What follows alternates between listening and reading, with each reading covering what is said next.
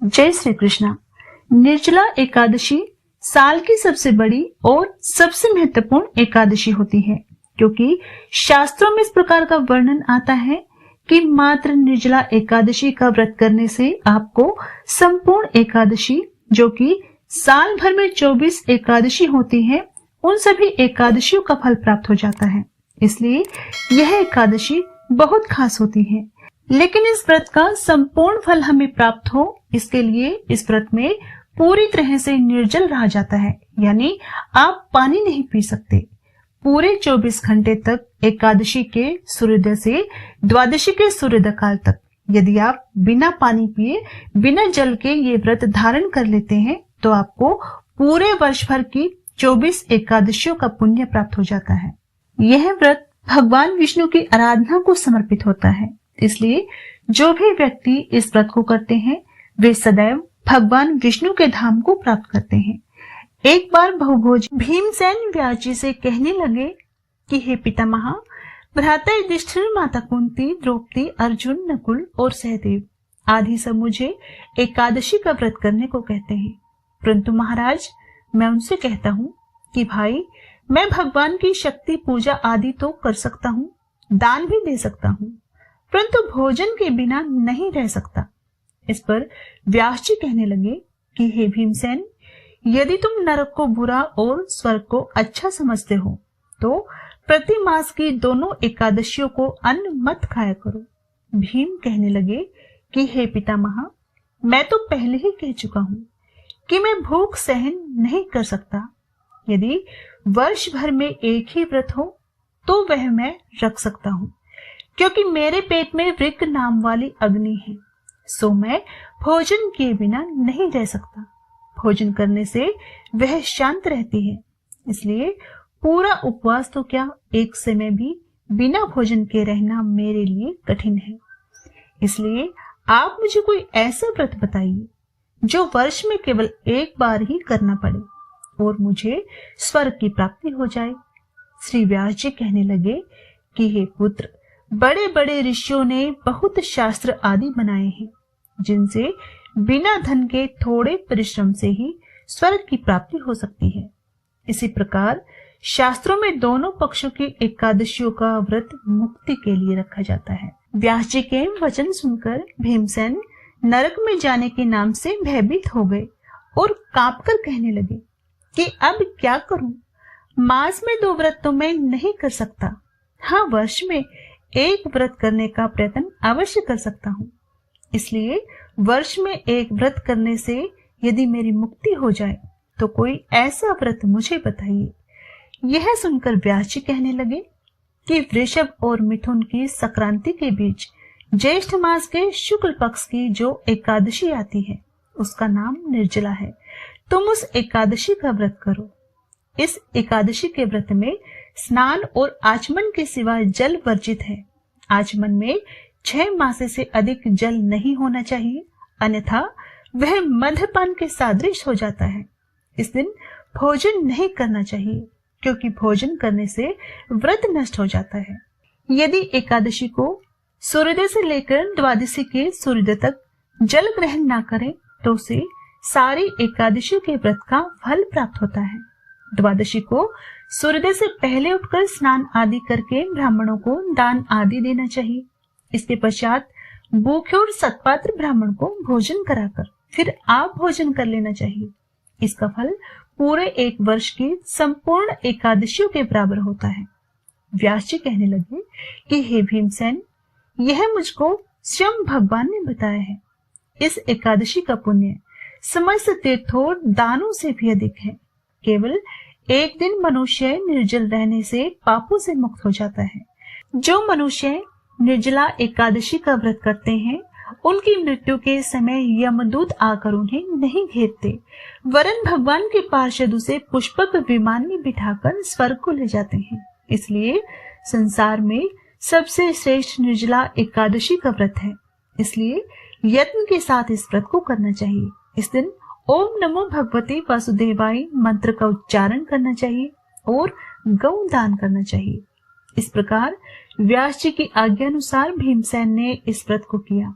इसलिए इस एकादशी को भीम सैनी या पांडव एकादशी भी कहते हैं। निर्जला व्रत करने से पहले भगवान से प्रार्थना करें कि हे भगवान, आज मैं निर्जला व्रत करती हूँ, दूसरे दिन भोजन करूंगी, मैं इस व्रत को श्रद्धा पूर्वक करूंगी, इसलिए आपकी कृपा से मेरे सभी पाप नष्ट हो जाएं। इस दिन जल से भरा हुआ एक घड़ा वस्त्र से ढककर स्वर्ण सहित दान करना चाहिए। जो मनुष्य इस व्रत को करते हैं उनको करोड़ पल सोने के दान का फल मिलता है, और जो इस दिन यज्ञ आदि कराते हैं उनका फल तो वर्णन ही नहीं किया जा सकता। इस एकादशी के व्रत से मनुष्य विष्णु लोक को प्राप्त होता है। जो मनुष्य इस दिन अन्न खाते हैं वे चंडाल के समान हैं, इसलिए अंत में वे नरक में जाते हैं।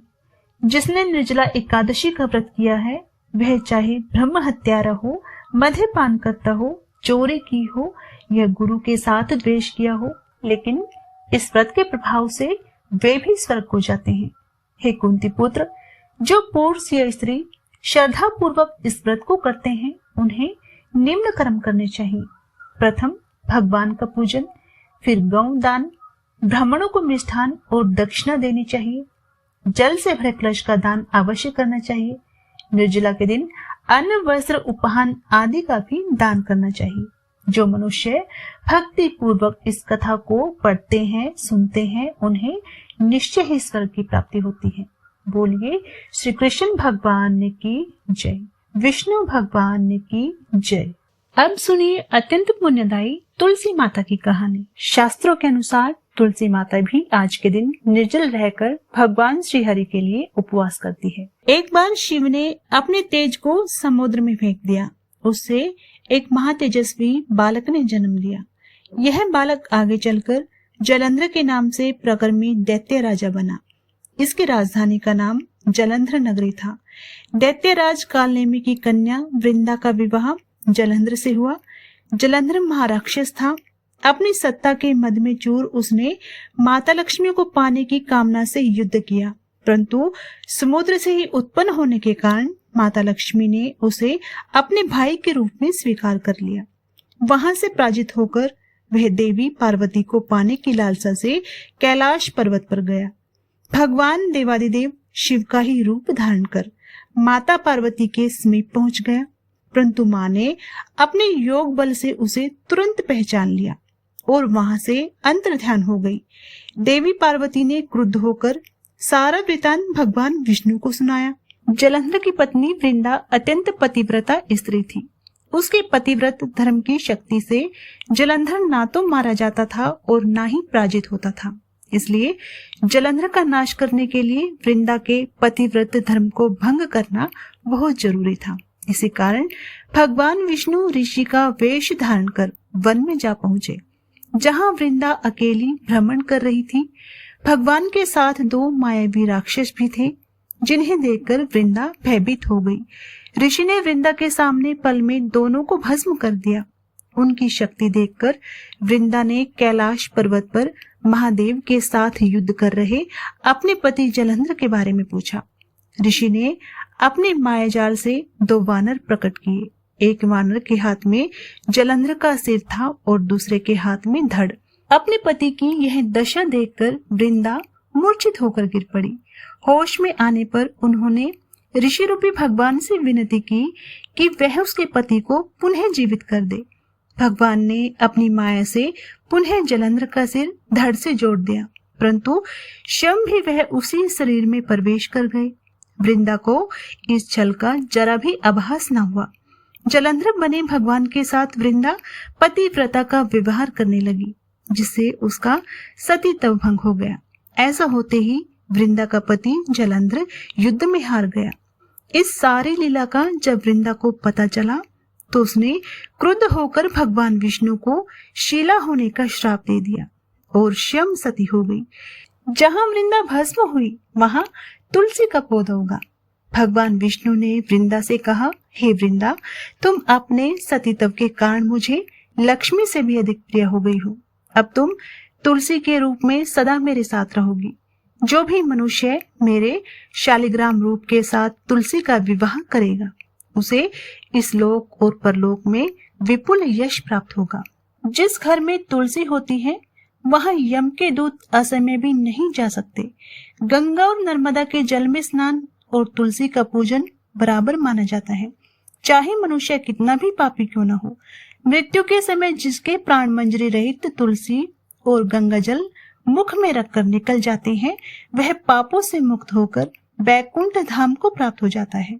जो मनुष्य तुलसी और आंवलों की छाया में अपने पितरों का श्राद्ध करता है, उसके पितृ मोक्ष को प्राप्त हो जाते हैं। बोलिए तुलसी माता की जय।